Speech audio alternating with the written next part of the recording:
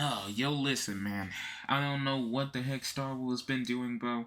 I saw this trailer and it gave me this face. It did nothing. I just don't get it. So, but there's hate, and obviously Disney deserves all the hate that's going on right now. But personally, I don't know what's going on and what's up with this movie, and I mean not movie but show. I don't know what's gonna happen. I don't know, but let's see what the critical drinker thinks, man. But what's up, guys? Desire TV here, man. But Disney's been ass. So let's see. Hey, remember Star Wars? Yes, yes. Oh, shut up, you. Remember how it used to be annoying. this awesome space adventure with cool heroes, evil villains, I remember epic that. action scenes, and The inspirational old one. messages Last about time the Star Wars importance was of good, it was old. determination, loyalty, sacrifice, and redemption? Remember when people Shit used taught to us get everything. excited at the prospect of new movies and TV shows Shit taught us love, expanding too. on a rich and detailed world we all wanted to know more about? Remember when it was still considered an icon of pop culture and not a sad, embarrassing train wreck being mercilessly milked to death by a gigantic, money-hungry corporation that never understood what made it special in the first place? Yeah. Remember when it was still being worked on by creatives with genuine Sadly. passion for the world they were adding to, instead of ridiculous, incompetent tourists and activists masquerading as filmmakers? The Force is female. Well, that brings me neatly along to The Acolyte, the latest excretion from Disney Lucasfilm preparing to join the long line of failed projects that were all going to save Star Wars. This time coming from the creative mind of Harvey Weinstein's former personal assistant Leslie Headland, who really cares about Star Wars apparently. Star Wars saved my life.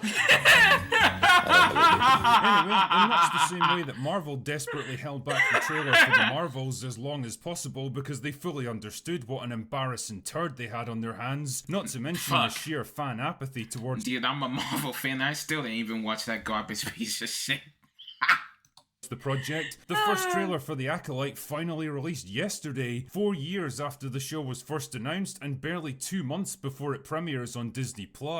And Jesus, it's already been ratioed into oblivion. Damn, honestly, I the didn't memes even probably know. got more traction on I didn't social know the media than the dislikes. show itself. But Drinker, you handsome roguish smuggler with Why a heart is of it ass, gold, I though? hear That's you what I'm trying to say. figure What's out. of the trailer itself? What does it tell us about the show? What's the tone and feel? What can we expect from the creative powerhouse of Leslie Headland? Well, What? I'll be fucked if I know, because the trailer is less of a primer for The Acolyte and more like a series of disconnected scenes carefully chosen to tell us nothing at all. I mean, I Yeah, definitely I didn't had fun learn playing a anything from it. particularly challenging game of Spot the White Guy with this trailer, because damn man, this one shows enough to fulfill Disney's entire DEI quota for the next 2 fiscal years. For example, check out this collection of Jedi Padawans and see if you can identify the one.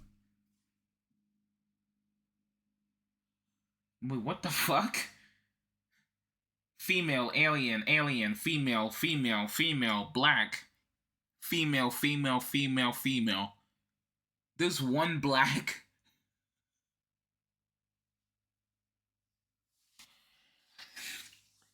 Oh my God, bro. One demographic that's mysteriously left out. Anyway, as best as I could piece together from various interviews and whatever tidbits of information the trailer gave us, the general gist is that the show takes place in a time of peace and prosperity for the High Republic, with the Jedi presiding over a galaxy of order and happiness, because Leslie Headland thought it would be interesting to make Star Wars with no war in it. I didn't even realize that. Superb choice there, Leslie. Can't wait for you to make an alien movie that doesn't have any xenomorphs in it. Although I did like how she described the show as Frozen meets I liked Kill Bill. Alien. Fuck. Which honestly feels like she picked the last 2 movies she Yikes. happened to see and mashed them together. The 13 of us began with a singular vision. Titanic meets Frasier. I mean, honestly, what are you even supposed to this take is from gonna a be description trash. like that? You can Apparently, tell. she also wanted to explore the franchise from the perspective of the villains, because the bad guys are wildly outnumbered at that point and are the underdogs, which kind of explains this line right here. This isn't about good or bad. This is about power. Ah, Star Wars, the classic story of good versus evil, which is no longer about good versus evil. This is about power. Power. Tell me, why is so much of modern Hollywood about tearing down classic heroes and reframing villains as misunderstood anti-heroes? Why are they trying to dupe people into believing that nothing Ariana is Grande? intrinsically What the good or frick is bad, going that on? morality and objective reality don't actually exist, and Shit should everything have been comes down Belle. to what you personally feel? It's almost like once you stop people from believing in anything, then they'll eventually come to accept everything. Anyway, I digress. I have to Pitiful admit, movie. I did find myself with a few questions as I watched this trailer though. Like, why is Carrie-Anne Moss fighting like she's got a metal rod shoved up her arse? Why is this diverse individual cosplaying as the 13th Doctor? Why is this guy fighting hand to hand when lightsabers exist? How exactly did Leslie Headland get such a high-profile showrunner job in a franchise that she's never even worked in? That's exactly what I was wondering. There was a lot of lightsabers, but... And why is there a lead lightsaber that you could fling around like it's Darth Vader or Darth Maul?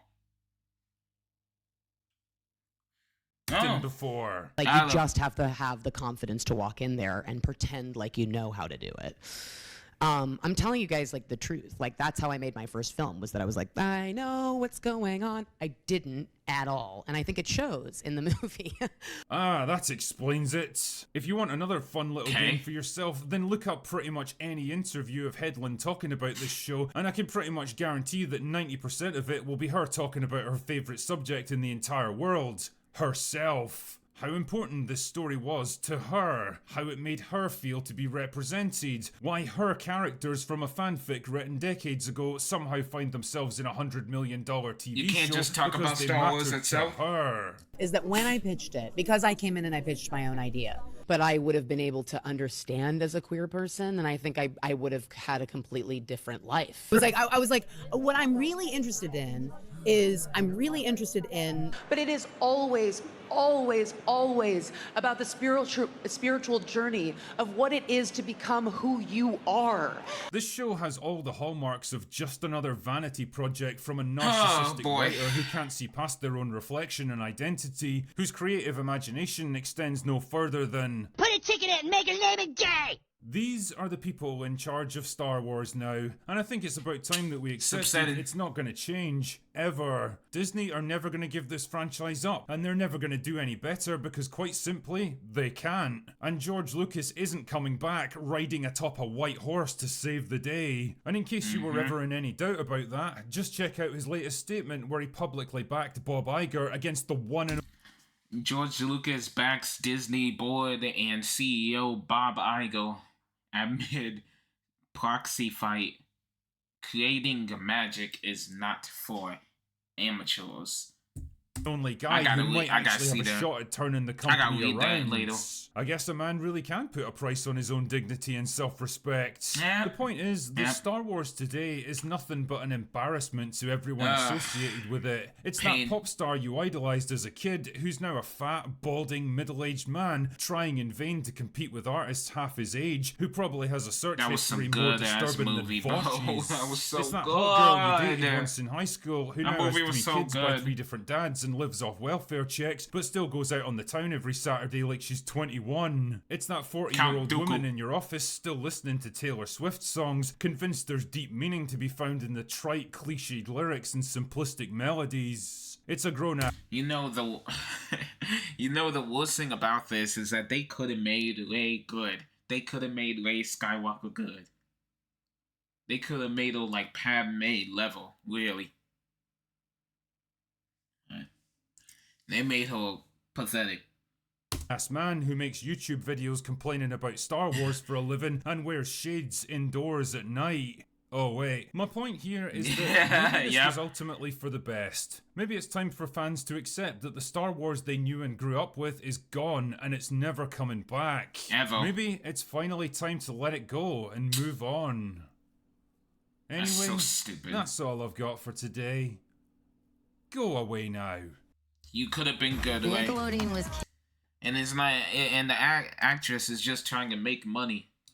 Actress is just trying to sit here and make their money.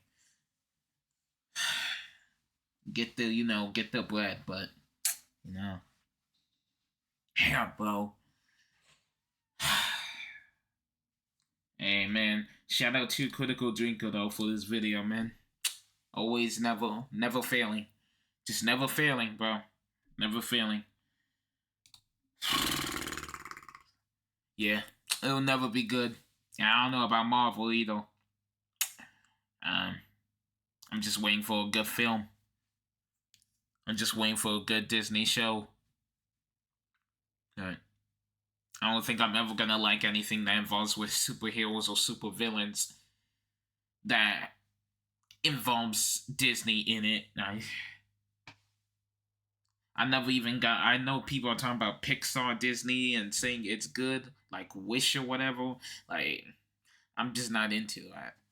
I'm trying to see superhero and supervillains, but not anymore. Not anymore. It might come to the end of it. We're already heading to the end of the era where it's been bad since 4 years now. 3 to 4 years. Shit, I don't know, man. But thanks for this video, Critical Drinker, man. I'll catch you guys on the next video, man. I'm out.